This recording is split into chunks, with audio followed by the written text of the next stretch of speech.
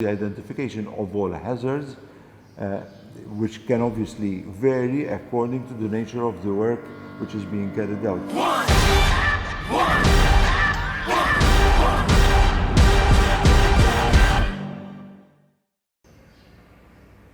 Hi, welcome to the Careers Podcast. Today we're here with Dr. Mark Gauci from Occupational Health and Safety Authority. Can you give us a bit of an introduction about yourself? Well, as you said, my name is Mark Gauci and I'm the Chief Executive Officer of the Occupational Health and Safety Authority in Malta. OHSA, as it is more commonly known, is the regulator in the field of occupational health and safety and is involved in ensuring that whoever has the responsibility to safeguard the occupational health and safety of workers does so. We can talk on different levels when it comes to health and safety, health and safety during leisure activities, public health and safety. But here we are talking about a very important yet specific subject, and that is the health and safety of workers while they're performing work. Okay.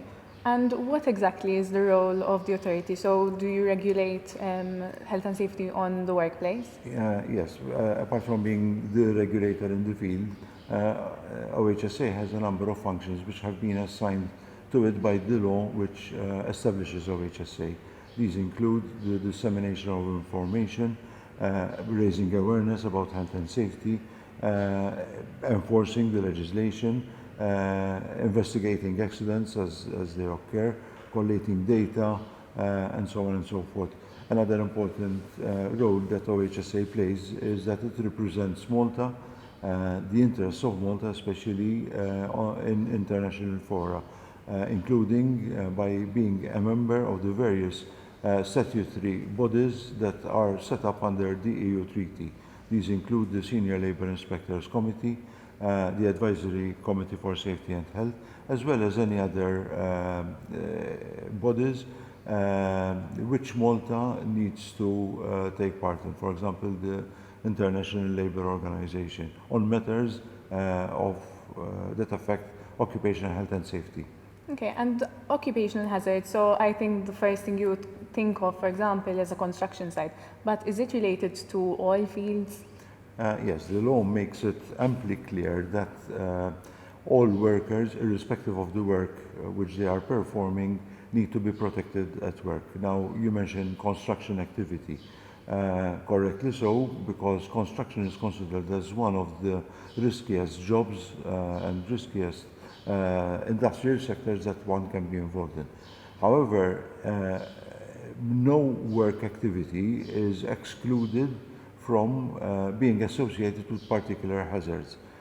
Even office work, for example, is associated with a number of hazards and therefore risks to workers' health and safety. Examples which come to mind include musculoskeletal problems, which can arise because of bad postures, lifting, apart from the traditional risks to health and safety that one can think of, for example, slips, trips and falls. One must never ignore, for example, risks to the psychological aspects of health. When we talk about health, the first thing that comes to mind are the physical problems that can arise. For example, issues or medical conditions such as asthma, cancer, problems of the lower back, skin conditions, and so on. But another equally important part of health is the psychological aspect, and that is something that needs to be protected as well, because both the organization of work, the content of work, the workers' abilities, and whether that those abilities have been matched with the tasks that a worker is assigned, they can all contribute to the causation of issues such as stress, which is nowadays recognized also as the second commonest cause of problems at work, that can arise at work. And the commonest is musculoskeletal? The commonest are musculoskeletal disorders. Okay. There's a whole range of musculoskeletal disorders that can be caused by work, but they are mostly related to posture, lifting, pushing objects and carrying objects over a certain period of time, a certain distance. Those are, in a sense, the commonest causes of musculoskeletal problems. Another common disorder which can occur at place of work refers to those work activities which involve a certain degree of repetition, and therefore that is why they can cause repetitive strain injury, RSIs. These are caused by using the same joint, for example, the wrist or the elbow, repeatedly and for a long period of time. And unfortunately, these conditions can lead to situations whereby the worker has to take time off, often for a very long period of time, because of the ensuing damage that is caused to the joint. Okay. And whose duty is it mostly to safeguard the health of the employee? Sorry, is it of the employer or the employee themselves? No, according to the legislation, the employer is always responsible to ensure the health and safety at all times of the work that is being carried out. There's also a principle which says that notwithstanding the obligations of workers in the field of health and safety, an employer shall always remain responsible for anything that can occur. People may find this strange, and you often hear arguments even being banded out in the media which say that okay, the employees are ignore their own health and safety by not making use of the personal protective equipment that has been provided by the employer.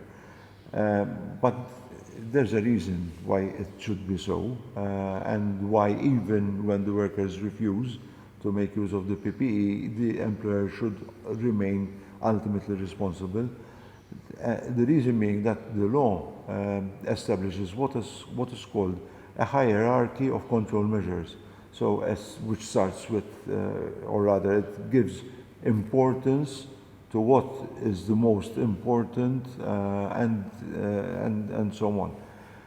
So, what would be the most important thing that an employer needs to do? And according to this hierarchy of measures, the employer is first obliged to remove or replace the hazardous with the non-hazardous. For example, if there's a noisy machine, then it is not enough for the employer to provide personal protective clothing and issue hearing or ear defenders. The employer is obliged to see whether a less noisy machine exists instead of issuing the PPE. And this needs to be followed by certain measures that differ in scope, but ultimately have the main objective of protecting the worker. For example, by including or introducing other technological measures. If the machine cannot be changed, then the employer is obliged to introduce other technical measures, for example, enclosure, noise deflectors, silencers, and so on and so forth, to make sure that the machine becomes less noisy. If that is not sufficient, then the employer is obliged to take administrative measures, for example, reducing the time that a worker is expected to spend close to or working with that machine.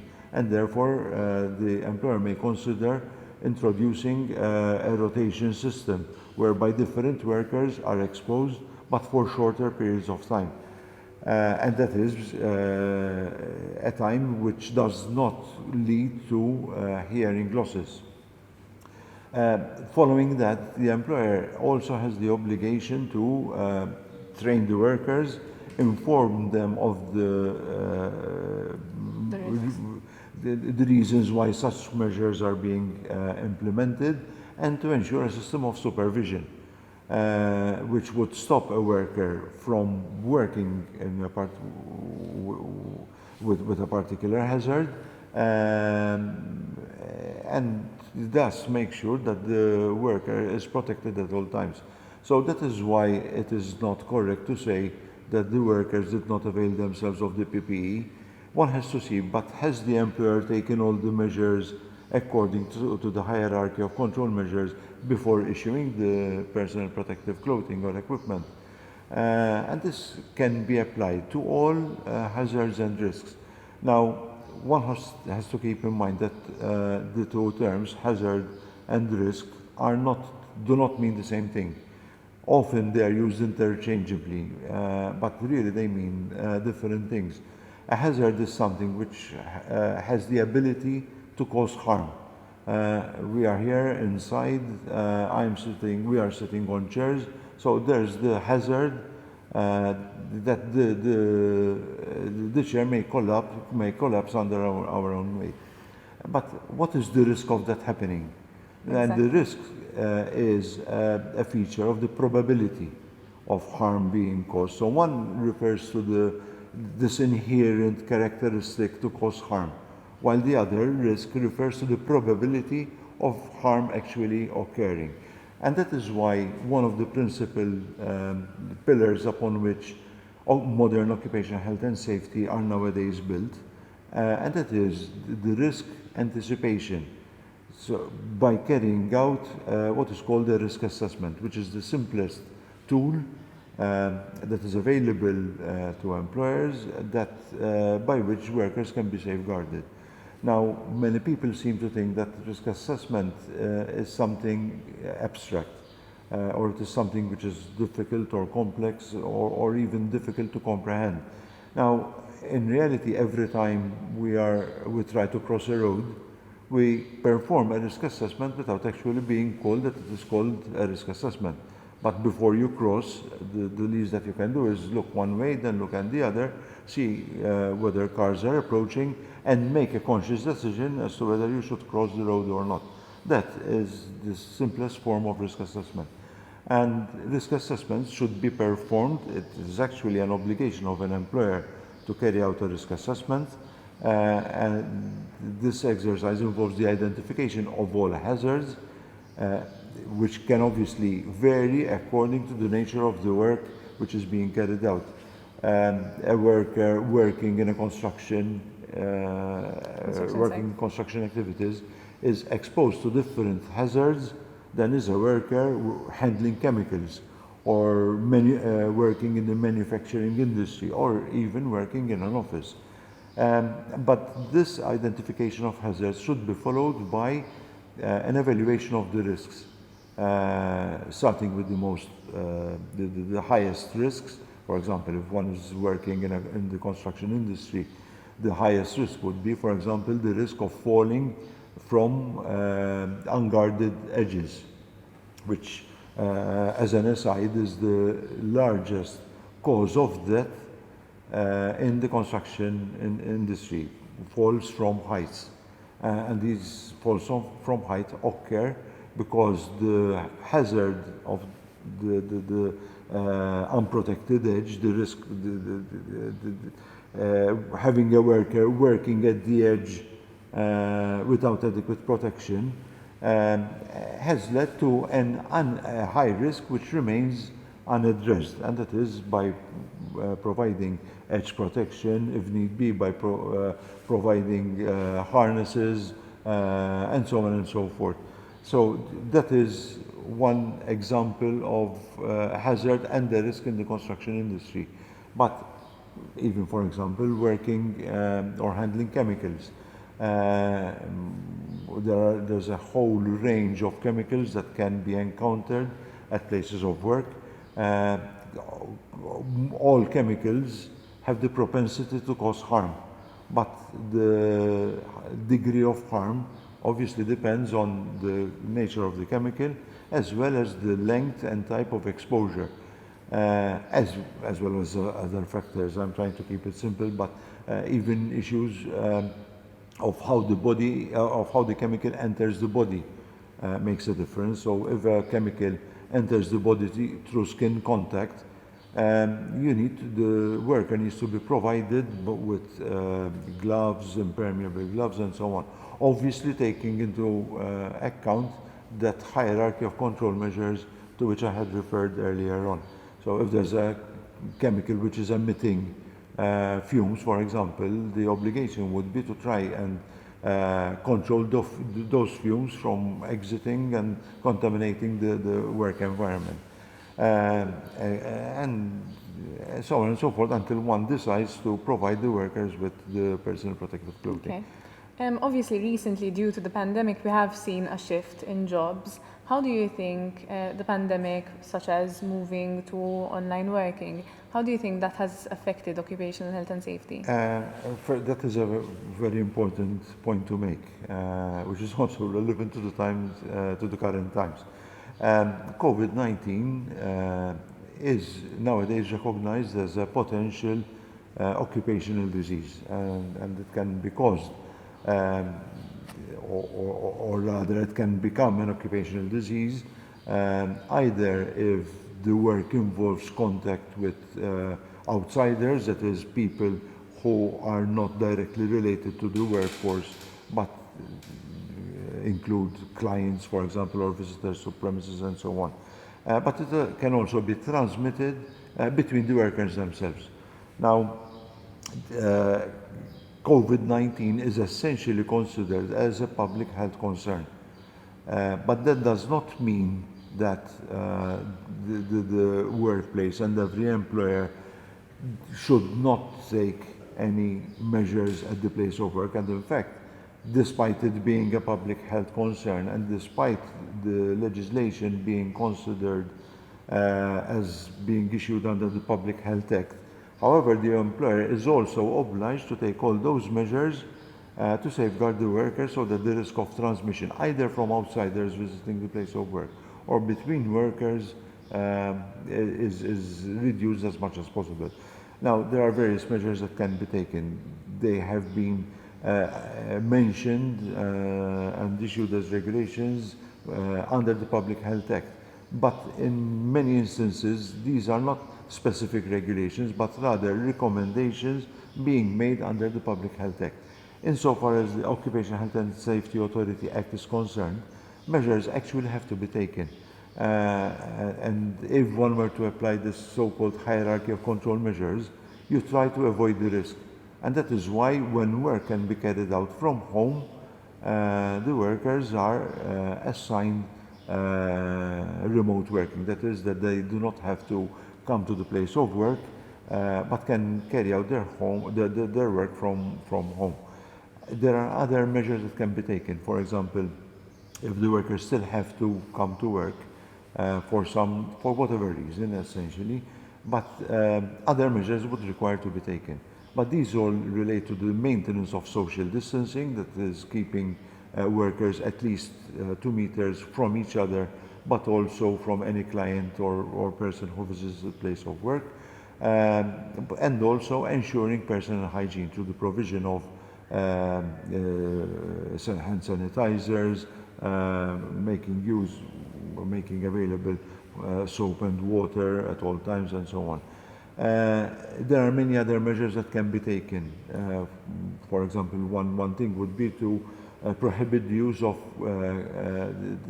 the canteen, for example, and introducing staggered breaks so that workers do not all stop work at the same time and they all congregate in a restricted place all at the same time. Obviously, what is called respiratory hygiene needs to be safeguarded at all times, and that includes ensuring adequate ventilation. For example, OHSA has just issued a guidance document which refers to the ventilation requirements at places of work and air conditioning systems, because we have, over the months that COVID has been around, we have often received queries and requests for information regarding air conditioning systems. Are they safe when to be used? And OHSA lists the measures that can be taken to reduce the spread of COVID-19 even at the place of work. Okay, and what would be an employee's rights if they feel that their health is not being safeguarded at the workplace? So, for example, we're seeing reports of employees saying their employer is notice that someone is positive and they're not telling them to quarantine, for example, they're telling them to go into work anyway. What are the rights of the employee? Um, there are two principal acts which regulate the subject. As I said before, COVID-19 is considered as a public health concern. And therefore, anything which has any regulation or recommendation made, either in terms of the Public Health Act or through the powers that the Superintendent of Public Health has, that immediately applies even to places of work. Now, for example, under the Public Health Act, the regulations have been issued with regard to the obligatory quarantine of workers who have come in contact or have tested positive at the place of work. So one always has the right of recourse to the public health authorities. Insofar as occupational health and safety is concerned, a person can also contact OHSA so that the case is investigated. In terms of the Health and Safety Authority Act, we do not have the power to invoke the requirements of the Public Health Act, but we have the powers to apply and enforce the various requirements and provisions of the Occupational Health and Safety Authority Act. So in terms of the OHSA Act, it would be sufficient for an employer to provide social distancing, for example, measures and physical distancing, the physical barriers between workers. And that would be enough in terms of the Health and Safety Authority Act. But then again, there would be the various provisions which may be different which have been issued under the Public Health Act. So on issues of quarantine, for example, one should check one's rights with the public health authorities. Insofar as measures to be taken at places of work, one can contact the Occupational Health and Safety Authority. Okay. I'm going to move back to something that we mentioned because I find it quite interesting. When it comes to psychological support, what are the recommendations that one would give to employers to safeguard someone's mental health? First of all, the Health and Safety Authority Act, or rather the scope of the Health and Safety Authority Act is to avoid situations which can give rise to risk. As I have tried to explain, to the various hierarchy of control measures and the various other measures that can be taken at the place of work. And it does not involve itself either with treatment or management of any ensuring problem. So the Health and Safety Authority Act cannot, or rather does not refer to the management of workers who find themselves ill or suffering from a disease which is caused by work, but rather the Health and Safety Authority is involved with regards to the prevention and protection of workers. Now, insofar as psychological health has been concerned, now one can also say that this is very much a subjective subject. What constitutes stress to one person may not be construed as being stressful to another worker.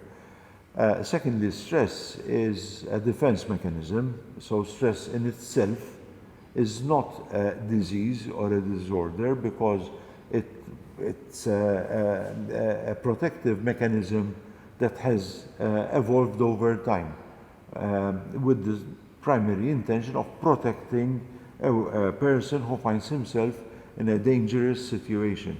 So stress itself is not a problem, but it can become a problem if the person finds himself or herself not being able to cope with the situation that he or she finds himself or herself in. So to avoid these situations, OHSA, rather than issuing regulations because of the huge subjective element that is concerned, OHSA has drawn up what it calls a framework of action that can be taken with regards to stress at work, which is mostly involved with the prevention, the early identification, and the access to treatment. And this is something that is being, how should I say, promoted amongst the social partners, both the employers' organizations as well as the organizations representing the workers, to ensure that these provisions, these various provisions of this framework, find themselves in, for example, the collective agreements, which are signed between employers and the unions. And it would be a good thing to make reference in these collective agreements to this framework for the control of work-related stress. Okay. And we've mentioned quite a few diseases now that are related to occupation. Can you run us through a bit? What are the most common ones? The commoner two are musculoskeletal disorders, and followed by stress and other psychological conditions. But then it is said in the field of occupational medicine now, not in the field of occupational health and safety, that no organ system is free from medical conditions that can be caused by work. Obviously, the exposure needs to be there. But one can think of all spectra, or rather all the spectrum of disease that one way or another can be caused or has an association with work. Starting off with skin conditions, for example, there are many chemical agents which can affect the skin in different ways.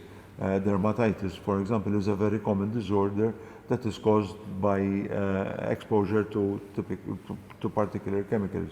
But then again, in Malta, because we are a Mediterranean country, there is always the risk of sun exposure.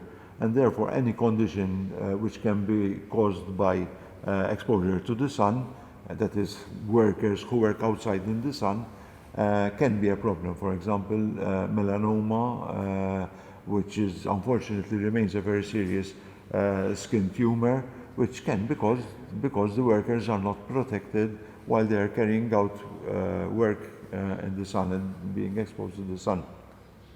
Apart from the skin, moving to another organ system, the respiratory system. Again, there are many conditions which can be caused by work, including asthma, brought about through various chemical and biological agents which can cause asthma. In the case of asthma, both asthma and as well as dermatitis, for example, the skin the problem which I mentioned before, they can either be caused by work if one encounters the right chemical agent, but they can also be made worse by the work that is being carried out, in the sense that a person develops childhood asthma, for example, or has a skin condition which precedes the commencement of work. And this can be made by various work factors that can be encountered at work. So one has to keep that in mind as well. There are many other conditions, respiratory conditions, obstructive airway disease, allergic reactions within the lung that can occur as a result of exposures at work. There are various other much more serious conditions, for example, cancer of the lung and asbestosis, as well as mesothelioma, which can be caused by exposure over a long period of time. Usually it requires heavy exposure to asbestos at the place of work. Moving on to yet another organ system, the neurological system, for example. Again, there are many chemicals which can be encountered at work and which can affect the neurological system. Even something which is extremely common and is found everywhere, not just at work, but also in our daily lives, for example. Solvents. Solvents are a very common chemical which are very commonly found at places of work, but they are also found elsewhere. Even, for example, if you have a pen and you try and you smell the ink that contains a certain amount of solvent which can affect the body. But again, there are so many conditions that can be caused depending on the nature of the work that is being carried out. Farming and agriculture, the pesticide use, which can lead to both acute pesticide poisoning as well as various other conditions like anemia and also other much more serious conditions. So as I said, no organ system is free from being affected by work exposures, and there basically the take-home message is that first of all, the need to be informed of the hazards and risks that can be encountered at work, and secondly, that whichever work that one is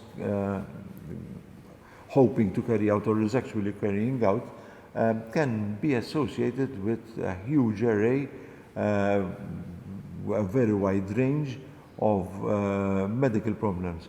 Fortunately, the major or practically all hazards and risks can be adequately controlled so that no problems result from the work that is being carried out, the exposures encountered at the place of work, and so on. Okay.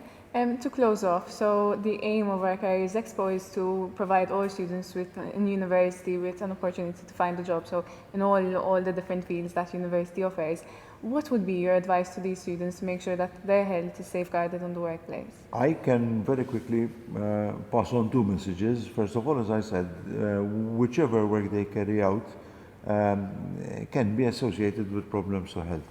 And that is why it is important for them to inform themselves and keep abreast of any new developments in the field. But also, occupational health and safety is a very complex and wide-ranging subject. And there is a scope for work for many different professionals, be they medical doctors, be they architects, be they engineers, be they project supervisors, for example, for working in the construction industry, or project managers, again, working in the construction industry. So apart from the need to safeguard their own health and safety, irrespective of the work which they carry out, there is also scope for a lot of work in the field of occupational health and safety. And this can be a very satisfying job, that knowing that you are safeguarding the lives, essentially, of other workers can give a certain amount of satisfaction to the person involved. Again, irrespective of the work that he or she is carrying out. Thank you very much, and thank you for joining us today, Dr. Gauti. Thank you for the opportunity. Thank you.